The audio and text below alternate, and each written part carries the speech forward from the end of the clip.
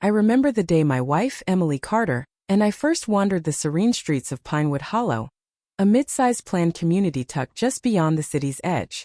Perfectly manicured lawns, ornate streetlights, and uniform fences lined the roads in tidy rows, radiating an air of peaceful order. Compared to the frenetic neighborhoods we'd toured, Pinewood Hollow felt like a refuge. At the time, I was a contractor for a software company, juggling remote work and deadlines, while Emily, fresh from her final deployment with an elite U.S. military unit, craved a quiet place to transition into civilian life. We knew little about homeowners associations' vague notions of rules on fence heights, neutral paint colors, and meetings about communal flower beds. Our realtor, with a reassuring smile, said, "The HOA here is great, just neighbors keeping things nice and welcoming." So we placed an offer on a charming single-story home, enchanted by its wide front porch and sprawling backyard, ideal for hosting our extended family. Emily adored the stone fire pit, already imagining cozy nights roasting marshmallows with our nieces and nephews. I was thrilled about the finished basement, picturing a tranquil office for my work-from-home days. Our first month in Pinewood Hollow passed quietly. Neighbors greeted us with friendly nods, and the occasional flyer in our mailbox announced board meetings or block parties. Emily, still acclimating after years of high-stakes missions, found solace in early morning jogs along the neighborhood's winding tree-lined paths. Her training sharpened her senses. She noticed everything: sightlines, blind corners, the rhythm of the place. By the end of each run, she'd mentally cataloged every house, car, and early riser. There was no hint of danger, just an eerie stillness we attributed to suburban life. For Emily, accustomed to constant vigilance, the calm felt almost disorienting, leaving her restless in the absence of adrenaline. The trouble began subtly, like a distant storm gathering strength. It started with a courtesy notice slipped into our mailbox, bearing the HOA's logo and a signature, Dorothy Mitchell, aka Susan, compliance officer. The letter pointed out that our front shrubs were uneven and needed trimming to meet HOA standards. I shrugged it off as routine bureaucracy, nothing to fuss over. Emily, though, tilted her head, skeptical. Compliance officer? I thought HOAs just had boards, not fancy titles like that. We didn't yet know that Dorothy, widely called Susan behind her back, would soon become a relentless thorn in our side. The idyllic promise of Pinewood Hollow was about to fray, one petty regulation at a time. Over the following weeks, Susan's name surfaced repeatedly in hushed conversations with neighbors, always tinged with exasperation or unease. At first, I assumed Susan was a generic label for an overzealous busybody, but it became clear it referred to one woman as self-appointed guardian of neighborhood perfection. Dorothy Mitchell was middle-aged, with a severe bob haircut, immaculate nails, and a perpetual frown that seemed etched into her face. Her two-story colonial, with its flawless rosebushes and precisely spaced stepping stones, stood as a monument to her obsession with control. Whispers suggested she was on the HOA board, or at least tied to it in some murky, unofficial capacity, but her influence reached far beyond any elected role. Some claimed she had ties to local officials or real estate moguls, granting her sway no ordinary resident could match. She roamed the streets daily, clipboard in hand, her sharp eyes scanning for violations. A trash can left curbside past pickup earned a stern note taped to your door. A car parked slightly askew in a driveway triggered a curt email. Grass a fraction too tall? Expect a fine. The severity of her actions varied, but one thing was certain: Susan thrived on authority. Emily and I stayed under her radar at first. We trimmed the shrubs as requested, ensuring they were ruler straight, and no further notices arrived for a while. But one Sunday morning, as Emily stretched in the backyard after her run, I caught Susan peering over our fence, her gaze darting across our property. When she noticed me watching, she flashed a forced smile and hurried off, heels clicking on the sidewalk. That moment unsettled me. If she was bold enough to snoop so openly, what might she do when no one was looking? Neighbors shared stories of her overreach, warning that complaining was futile. "She's at every board meeting," one said, lowering their voice. "Push back and she'll make your life hell." Rumors swirled of a family hounded into thousands in legal fees over a minor fence dispute. Emily found the whole thing absurd yet maddening. "This is America," she'd say with a wry grin. "We pay our mortgage, our taxes, and now we've got to bow to the shrub queen?" Her military life demanded discipline, but always for a clear purpose. Susan's random edicts clashed with her sense of fairness and autonomy. Still, we tried to keep the peace, hoping our paths wouldn't cross in any serious way. We were mistaken. The HOA held monthly meetings in a modest clubhouse near the neighborhood's entrance, a low brick building with neatly trimmed hedges. Rumors of stricter rules, weekly yard checks, bans on certain holiday lights prompted us to attend one evening, wanting to hear the truth straight from the source. Inside, about 30 neighbors sat on folding chairs, facing a long table where 4 board members presided: Harold, a gray-haired retiree; Clara, a reserve schoolteacher; Nathan, a young financial analyst; and at the table's edge, Dorothy Susan Mitchell. Exuding an air of command, Harold, the official president, opened with a warm greeting, but Susan quickly took over, her voice sharp as she listed urgent issues: non-compliant landscaping on Birchwood Drive, uneven mailboxes, even a VY Sewell discord from mismatched porch planters.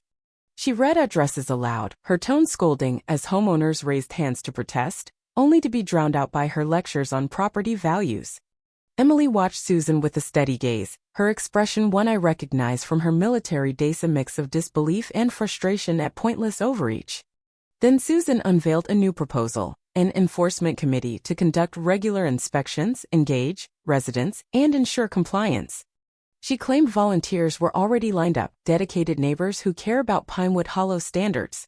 When someone asked for names, Susan waved off the question, promising details once finalized. Harold and Clara exchanged wary glances. Nathan shifted uncomfortably. It was obvious Susan dominated the room, the other board members mere bystanders to her agenda. No vote was taken, yet Susan declared the committee a done deal, passing out glossy pamphlets outlining its authority to inspect properties and issue warnings. As we left, anxious whispers filled the air. "She's turning this place into a prison," another voice muttered. "Who's going to stop her? She's got the board in her pocket." Emily was silent on the drive home, but later, as we sat on the porch, she said softly, "This is so wrong. Someone needs to stand up to her." At the time, it was just a fleeting thought. We didn't yet realize we'd become her prime target. Within days, the enforcement committee sprang to life. 5 or 6 residents, faces we barely recognized, began patrolling the streets, clipboards in tow, peering into yards and snapping photos with their phones. The neighborhood's easygoing VYB turned tense, almost paranoid. Notes appeared on doors, citing tri-VYL infractions: grass an inch too long, a basketball hoop, improperly positioned, even excessive bird feeders. One family faced a fine for leaving their daughter's bike in the driveway overnight. When challenged, the committee members recited Susan's pamphlet like a script: "We're safeguarding the community's beauty and value." Emily watched them one Saturday from our living room window as they measured a neighbor's flowerbed border. "This is borderline harassment," she said, her voice tight. "They're stepping onto private property without permission." Later, we heard Mrs. Larson, an elderly widow across the street, was threatened with a $600 fine for an unapproved garden fountain, a small cherub she cherished for years. She was distraught, unsure how to fight a penalty slapped on official-looking HOA letterhead. It was clear Susan's committee was her personal task force, dishing out citations that might not even hold water. The question lingered: who would dare confront her? Emily had started consulting for a private security firm, leveraging her special ops experience to design safety protocols for corporate offices. The job's flexibility kept her home often, giving her a front-row seat to the committee's antics. One afternoon, she spotted 2 members: Paul Grayson, a burly man with rumored ties to a local security outfit, and Lisa Monroe, the committee's self-proclaimed record keeper, approaching our side gate, likely aiming to inspect our backyard. Emily strode outside, her tone polite but unyielding. "Can I help you?" Paul muttered something about checking fence heights. Emily pointed out our fence matched the original plans, clearly visible from the street. "You don't need to come closer to see that," she said, arms crossed. Lisa clutched her clipboard, stammering about standard procedure, but Emily held firm. Defeated, they shuffled off, grumbling about potential violations. That evening, Emily confided, "This isn't about fences or shrubs. It's intimidation, maybe to push out certain families, or maybe she just craves power. Either way, it's not right." I nodded uneasy. Challenging Susan's crew felt like poking a hornet's nest, but we didn't yet grasp the lengths they'd go to enforce her will. The committee's core included Paul, Lisa, and a third figure, Derek Walsh, a perpetually grim man who wore dark sunglasses even at dusk. They answered only to Susan, brandishing her pamphlets as if they carried legal weight. When angry homeowners confronted them, Susan materialized, chastising residents for obstructing committee duties, often wavooing her phone to record the exchange, a tactic that silenced many elderly neighbors, less likely to navigate the HOA's dense rulebook, were frequent targets. Emily, trained to analyze patterns, noticed the committee worked in pairs or trios, bolstering their bravado. She saw them use subtle intimidation, standing too close, raising voices, demanding instant compliance without proper process. To her, it echoed low-level coercion she'd seen in unstable regions abroad, though the stakes here were far smaller. One evening, Emily drove slowly through the neighborhood, noting which homes were targeted. She found a pattern. Properties with minor rule breaches and those owned by vocal critics of the board were hit hardest. Susan was waging a campaign of control, blending bylaw enforcement with personal grudges. Confusion reigned about Susan's true authority. The HOA board Harold, Clara, Nathan, and Susan required majority votes for new rules, yet Susan acted unchecked, citing emergency pro-VY science or prior approvals she never proved. She flashed a thick binder of jargon-heavy documents, bewildering anyone who dared question her. Harold and Clara tried to calm residents, insisting no major changes were official, but Susan's contradictory claims sowed doubt. Rumors spread of her threatening liens on non-compliant homes, terrifying families on fixed budgets who feared even baseless liens could derail refinancing or insurance. One neighbor, Mr. Evans, shared how Susan's final notice gave him just 48 hours to repaint his mailbox or face a DO Law 1000 penalty. He complied, unable to afford a fight, but the stress left him shaken. Emily and I kept our property impeccable to avoid trouble, but conflict found us over a noise complaint. Emily played music during her garage workout, jump rope, light weights, calisthenics not blaring, always done by 6:30 a.m. One chilly morning at 6:45, Paul and Derek pounded on our door. I opened it to find them standing stiffly, Paul thrusting a paper forward. Noise complaint, he said. Loud music before 7 a.m. VYOLAT's quiet hours. That's a DO Law 100 fine. I frowned. The HOA rules say quiet hours end at 6 o'clock. Derek smirked. New rule. No noise before 7. Keeps the peace. Emily, still in workout gear, stepped beside me. Can I see the bylaw change? She asked, her voice even. Paul laughed dismissively. We don't need to justify ourselves. Pay the fine or it's DO Law 250 next week. Emily's gaze hardened, a look I knew from her stories of leading teams under pressure. I follow legitimate rules, she said. Show me the board's vote on this. Paul's jaw tightened. Derek glanced away. You'll get a formal notice, Paul muttered, and they left, Derek cursing under his breath. 2 days later, a letter arrived, stamped with the HOA's logo, signed by Susan alone. It cited a recently ratified noise policy demanding DO Law 100 for our violation, no mention of a vote, no other signatures. The document felt flimsy, almost fraudulent. Emily was ready to contest it, but we didn't anticipate how swiftly things would spiral. Few in Pinewood Hollow knew Emily's background. She'd served in a covert special ops unit, trained in advanced combat, strategic planning, and counterintelligence. Her quiet laugh and easygoing nature masked her expertise. VY Cybele only in subtle habits, her precise movements, constant scans of her surroundings, preference for clear sightlines. She rarely spoke of her CERVYC, sharing only vague anecdotes if pressed, always deflecting praise. Susan's crew saw her as an ordinary homeowner, easy to cow. They had no idea who they were provoking. Emily began documenting every encounter, essaying letters, photographing committee members, and noting times and dates. She reached out to old teammates, some still active, others in private security, for advice on handling potential legal threats. I might not use this, she told me, scrolling through her phone's growing file, but preparation saves you in the field. Her instincts, honed by years of assessing risks, told her Susan was building to something bigger. I hoped it wouldn't come to a real clash, clinging to the belief that Susan's power had limits. Emily, though, knew better. The breaking point came one crisp Friday afternoon. We'd gone grocery shopping, leaving the house empty for a few hours. When we returned, our side gate was ajar, swaying in the breeze. Emily's posture shifted instantly, alert, focused. We stepped into the backyard to find Paul, Derek, and Lisa near our porch. Paul was measuring the steps with a tape measure, Derek rummaged in a tool bag, and Lisa scribbled on her clipboard. Emily's voice cut through the air. "What are you doing on our property?" Paul, caught off guard, stood quickly, a flicker of panic in his eyes before he regained composure. "Checking your steps," he said. "They might not meet code. Too tall or too short's a violation."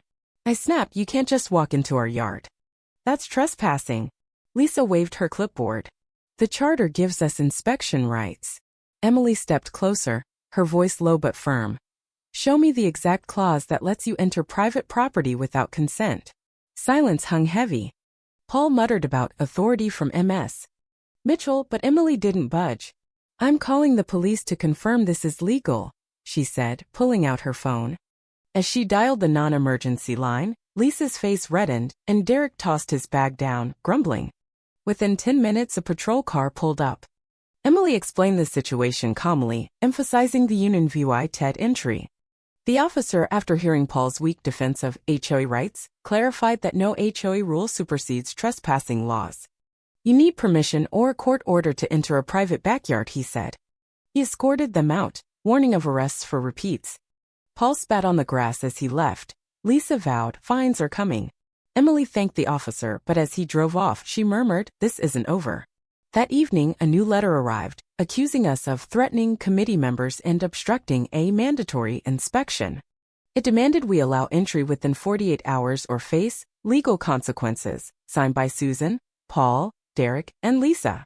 Emily's eyes narrowed as she read it. "They're bullies," she said. "I'm not CVYing." Word of the backyard clash spread like wildfire. Some neighbors whispered praise, thrilled someone had stood up to Susan's crew. Others warned she'd retaliate, citing past VY Tims. Anonymous notes appeared, taped to our door at midnight, slipped into our mailbox reading, "Back off or regret it." Late-night calls came, just heavy breathing before a click. Emily logged each incident meticulously, installing extra cameras and a motion sensor light in the backyard. I called Harold, the HOA president, hoping for clarity. He sounded weary. "I didn't approve this committee," he admitted. "Susan's gone rogue. Some of her letters might be illegal, but she's got half the neighborhood scared or loyal.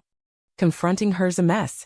Clara and Nathan, he said, wanted Susan out, but lacked the votes or nerve to challenge her openly. Emily sensed Susan would escalate, especially after being defied. Her training taught her bullies double down when challenged, and Susan's growing posse, Paul, Derek, Lisa, and a few other, gave her confidence. The showdown came one late afternoon while I was running errands. Emily was home working on security protocols for a client, alone except for our new cameras. Unbeknownst to her, a convoy of cars rolled into our cul-de-sac, carrying Susan and 6 committee members, including Paul, Derek, Lisa, and 2 strangers. Their plan: corner Emily, force her to sign an inspection agreement, or slap immediate sanctions. They likely picked a time thinking I'd be gone, assuming Emily alone would fold. They miscalculated. Emily was in the leave-wying room when she heard car doors slam. Checking her camera feed, she saw the group marching up our path, Susan in a VYVYD red blouse, face set in a scowl, clutching a folder. Emily texted me trouble. Stay sharp, and sent a quick signal to a private chat with her old teammates, all within an hour's drive. They'd always promised, "Call if you need us," never imagining an HOA spat would trigger it. As the doorbell rang, followed by aggressive knocking, Emily steadied herself, set her phone to record, and opened the door. Susan stepped forward, voice dripping with disdain. "Emily Carter, you've defied lawful inspections, threatened our committee, and violated Pinewood Hollow's rules. We're here on official business." Paul and Derek loomed behind her, arms crossed. Lisa gripped her clipboard. The 2 newcomers tried to look tough. Emily stood calm, blocking the doorway. "This is private property. You're trespassing unless in VY TED." Susan thrust her folder forward. "We have authority for an immediate compliance check. Let us in or face penalties." Emily didn't touch the papers. "Does Harold, Clara, or Nathan know about this?" Susan's eyes flashed. "I'm acting president in their absence." "Step aside." Paul moved to push past, but Emily angled her body, stopping him. Check the house, she said, catching their overreach. That's not an HOA's scope. Susan snapped. We'll fine you, sue you, remove you if needed, it's in the charter. Emily shook her head. The real charter requires consent or a court order for inspections. Show me your legal grounds. Susan's face twisted. Enough games. Paul, Derek, do it. Paul grabbed the door, trying to force it wider. Emily stepped back, hitting a discreet button to call her team, leaving the door ajar for the hallway camera. Last warning, she said. Entering is trespassing, maybe breaking and entering. Susan scoffed, no more chances. As Paul shoved forward, Emily reacted fluid, precise, twisting his wrist just enough to redirect him into the doorframe. He yelped, stumbling. Derek lunged, Emily sidestepped, guiding his momentum to trip him onto the porch. It took seconds, all defensive, no excess force. Susan shrieked. You attacked them. Emily held up her phone, still recording. I warned you. My cameras caught everything. Leave or I call the police. Paul, clutching his wrist, and Derek sprawled, scrambled up. Susan's eyes blazed, but she saw neighbors peering out. This isn't over. She spat, storming off, her group trailing. Emily locked the door, heart racing, and checked the cameras to confirm they'd gone. Her phone buzzed texts from her teammates, ready to roll in. She replied the threat was gone for now, but knew Susan would strike back. I rushed home to find Emily shaken but unharmed, the porch scuffed from the scuffle. She recounted it all, clipped and clear, anger simmering beneath her calm. I was furious. Neighbors trying to force their way into our home was unthinkable. That night, Emily called her closest ex-teammates Owen, Rachel, and Caleb all nearby. Some might call it overkill for an HOA fight, but Emily saw physical coercion as a line crossed, warranting a firm response. The next afternoon, her team arrived. Owen, broad-shouldered and calm, radiated quiet strength. Rachel, sharp and methodical, had a knack for logistics. Caleb, lean and quick-witted, excelled at de-escalation. Their casual clothes belied their expertise, but their synergy was unmistakable. Neighbors gawked as they pulled up, curious about the newcomers. Inside, we shared coffee, and Rachel reviewed the footage. This is beyond HOA nonsense, she said. Forced entry without legal basis? That's burglary territory in some states. Owen nodded. We're not here to start trouble, but we'll back you, monitor, record, keep it legal. Caleb added, if the board's reasonable, we can mediate, but this Susan sounds unhinged. Emily agreed, she won't stop unless forced. That evening, we prepped for another move. The team checked sightlines, added cameras, and set a group chat for alerts. They took shifts strolling the sidewalk, casual but Gil ant. Around midnight, headlights crept down our street, pausing at our house.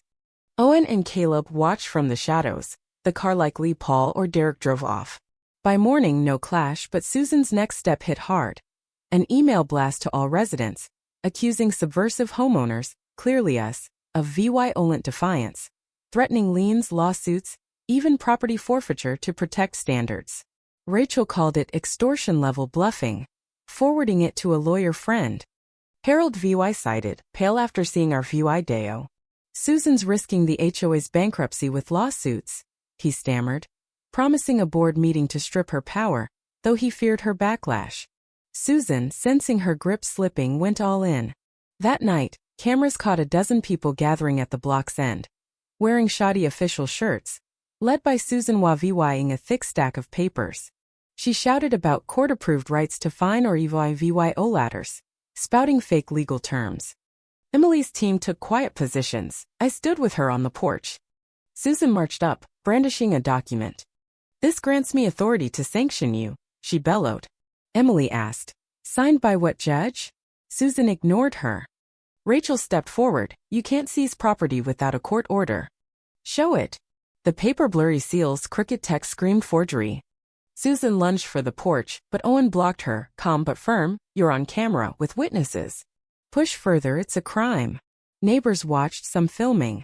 When one yelled, enough, Susan, cheers erupted. Defeated, Susan fled, her group dissolving. We filed charges trespassing, harassment, fraud backed by videos, letters, and neighbor accounts. Harold's board ousted Susan, disbanding her committee. Paul, Derek, and Lisa, under police questioning, admitted Susan misled them, claiming legal powers she didn't have. Susan's defense, misunderstood drafts, crumbled against the EVY Denke. Charges piled up: forgery, extortion, harassment. She took a plea, facing jail and restitution. Her pristine home hit foreclosure amid legal debts. Pinewood Hollow exhaled. Eddie rules vanished, block parties bloomed, and the HOA reformed with transparent processes. Emily's stand, backed by neighbors and her team, became legend, a reminder. Even in quiet suburbs, unchecked power can fester, but the right fight, fought smart, can restore peace.